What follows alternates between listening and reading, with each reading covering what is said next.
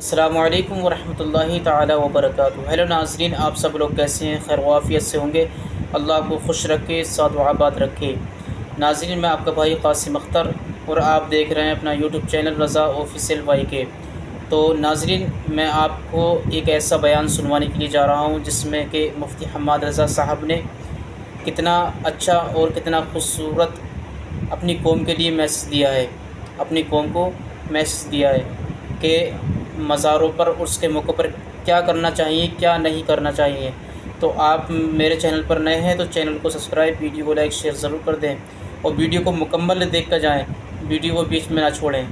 देखिए, आला हजरत इमाम इश्क व मोहब्बत ने कहा था, आप फरमाते हैं सरवर कहूँ के मालिक व मौला कहूँ तुझे, बागे खलील का गुले ज़ेबा कहूँ तुझे, तेरे तो वस्फ़ ऐब तनाही से हैं बरी, हैरान हूँ मेरे शाह में क्या क्या कहूँ तुझे। आज मैं चंद नौजवानों को अपनी तरफ मुखातब करके कुछ ज़रूरी बात कहना चाहता हूँ।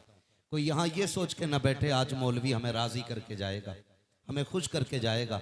मैं आपको राज़ी करने नहीं आया और ना ही आपको खुश करने आया हूँ। मेरी कोशिश तो ये रहती है कोई रूठे तो रूठे, मदीने वाला ना रूठे। और सभी की ये तमन्ना रहनी चाहिए हमें किसी की रजा मिले ना मिले, हमें हुजूर की रजा मिल जाए। इसलिए कि अगर मुस्तफ़ा राजी हो जाते हैं तो फिर खुदा भी राजी हो जाता है, फिर खुदा भी राजी हो जाता है। इसी नजरिए के साथ बैठे आज एक वली के आंगन में बैठे हैं, रब की रहमतों के साए में बैठे हैं। नौजवानों, कोशिश ये किया करो अल्लाह राजी हो जाए, ये कोशिश किया करो अल्लाह राजी हो जाए। जब अल्लाह राजी हो जाता है ना तो फिर कायनात उस बंदे की हो जाती है जिसका रब हो जाता है। ये मैंने एक मोटी सी बात कही, जिसका रब हो जाता है उसकी कायनात हो जाती है। आज हकीकत यह है कि बाप बेटे का नहीं, बेटा बाप का नहीं, भाई भाई का नहीं, रिश्तेदार रिश्तेदार का नहीं, इतनी दूरियां हो गई हैं कि एक कमरे में बैठे हुए भी एक दूसरे को पहचानने के लिए तैयार नहीं। आखिर ये क्या हुआ है? ये कौन सी हवा चली है? जब से हमने रब से दूरी इख्तियार कर ली ना, तब से फिर रिश्ते भी हमसे दूर होते जा रहे हैं, तब से फिर रिश्ते भी हमसे दूर होते जा रहे हैं। मैं तो दिली मुबारकबाद पेश करता हूँ अराकीन कमेटी को कि उर्स मुक़द्दस का मौका है और जलसा किया है आपने, जलसा किया है आपने। शायद कोई मन चला के कहे यार आज तो कव्वाली हो जाने देते, आज तो थोड़ा सा उधमकूट हो जाने देते, ये भी कोई कह सकता है आपसे। और कई जगहों के हालात ये देखे जाते हैं कि महफिल बुजुर्ग की होती है और लोग तमाशे करते हैं, तमाशे करते हैं और फिर उस तमाशे को लोग जोड़ देते हैं बरेली के अहमद रजा से। फिर कहते हैं ये बरेली वाले लोग हैं, ये आला हजरत वाले लोग हैं। ओ भाई, ये ढोल तमाशे मज़ारों पे न किया करो, इससे अल्लाह वाला राजी नहीं होता, नाराज हो जाता है। वो हमें पता क्यों नहीं चलता? क्योंकि वो मज़ार के अंदर है और रब ने इस दुनिया और उस दुनिया के बीच में पर्दा डाल रखा है। अगर ये पर्दा ना होता ना तो मज़ार वाला निकल के इतने थप्पड़ लगाता कि कभी दोबारा ढोलक को हाथ लगाने की हिम्मत नहीं होती। कभी जाओ जाके पूछो मज़ार वालों से, तुम्हारे मज़ारात क्यों बन गए? क्या तुम भी गले में ढोलक लटका के टहलते थे? आवाज आएगी नादान, हम दिन में रोजे रखते थे, रात को उठ के रब की बारगाह में सजदे किए करते थे, सजदे किए करते थे। आज हमारी कौम सजदों से दूर है, तिलावत से दूर है। कितने लोगों को हमारे कुरान आता है, कितने लोग कुरान पढ़ पाते हैं? हैरत होती है, हैरत होती है। हम सुबह उठने के बाद सबसे पहले न्यूज देखते हैं आज हिंदुस्तान, और ये 2 रुपए में बिकने वाला झूठ और सच बांटने वाला अखबार ये तुम्हें मंजिल मकसूद तक ले जाएगा, जिसके अंदर 90% झूठ छपा होता है, ये तुम्हें मंजिल तक ले जाएगा।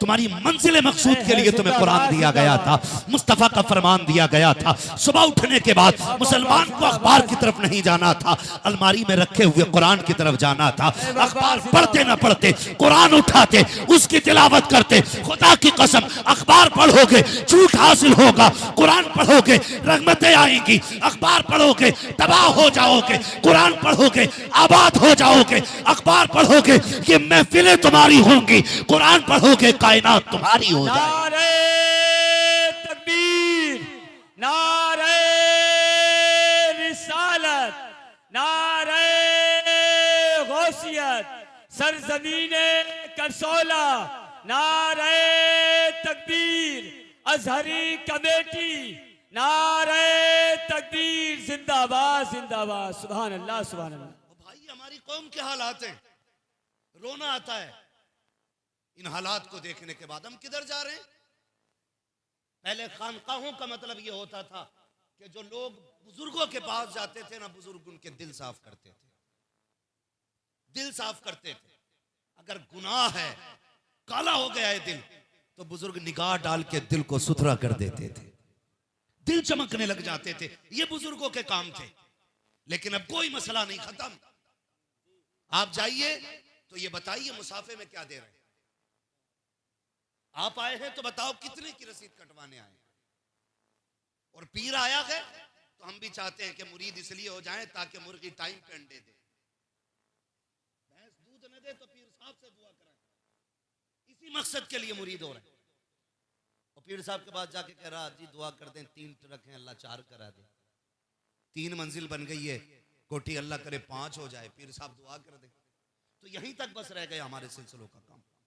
इल्ला माशाअल्लाह, मैं सबकी बात नहीं करता, कुछ बड़े अच्छे अच्छे लोग भी हैं जिन्हें देख के कहना पड़ता है, निगाहे वली में वो तासीर देखी, बदलती हजारों की तकदीर देख। ऐसे भी है, लेकिन ज्यादातर तादाद ऐसी लोगों की होती जा रही है, ज्यादातर।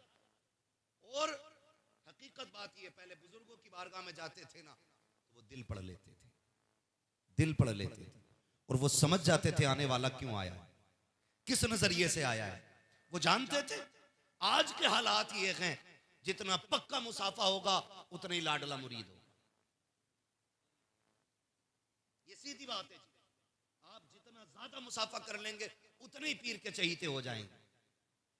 ख्वाजा निजामुद्दीन औलिया, नाम सुना है? जी बेशक नाम सुना है जी, सुना है। तो सरनाई लाइए, जबान चलाइए। ये तो बरेली हुआ, रामपुर हुआ, मुरादाबादी हमारे इलाके में शामिल। आप तो मेरी जबान अच्छे से समझते हैं ना, समझ पा रहे हैं ना? ख्वाजा निजामुद्दीन औलिया, आप ना, आप बैठे हुए थे, मुरीद आया, कहने लगा हुजूर खाना लेके आए हो। क्या लाए हो? कहा हुजूर ये साग लाया हूं और आपकी पसंदीदा रोटी लेकर के आया हूं बेसन की। किसान था, मजदूर था, हुजूर ये आपके लिए लाया हूं। जबकि उस दिन ख्वाजा निजामुद्दीन रोजे से थे, नफली रोजा था। कैसा रोजा था? बोले जरा, अगर बोल सकते तो बोले, वरना फिर कहें कि सलाम पढ़ लिया जाए। कैसा रोजा था? नफली रोजा था। खादिम भी बैठे हुए, मुरीद आके कहता हुजूर ये आपके लिए लाया हूँ। ख्वाजा निजामुद्दीन औलिया ने हाथ धोले, कहते हैं दस्तरखान लगाया जाए, बैठने लगे खाने के लिए। अल्लाह अकबर, जो खादिम थे हैरत में थे, सरकार का रोजा है लेकिन मुरीद खाना लेकर के आया है। खाना खाने के लिए बैठ जाते हैं। आपने खाना खाया, खाना खाने के बाद रब का शुक्र अदा किया और मुबारकबाद देते हुए कहने लगे, जा यार बड़ा अच्छा खाना लगा, बड़ा अच्छा खाना था। आज हैरत होती है, लोग डांट के खा लेते हैं, नाक तक भर के खाते हैं और फिर भी कहते हैं तुझमें नमक ज्यादा था, तेल कम था, मिर्च ज्यादा थी। वो यार फिर कहते हो कि लीवर खराब हो रहा है, पेट का दर्द नहीं जा रहा है, डॉक्टर के पास। लगी कमेंट बॉक्स में लिखकर जरूर बताएं और वीडियो को शेयर जरूर कर दें।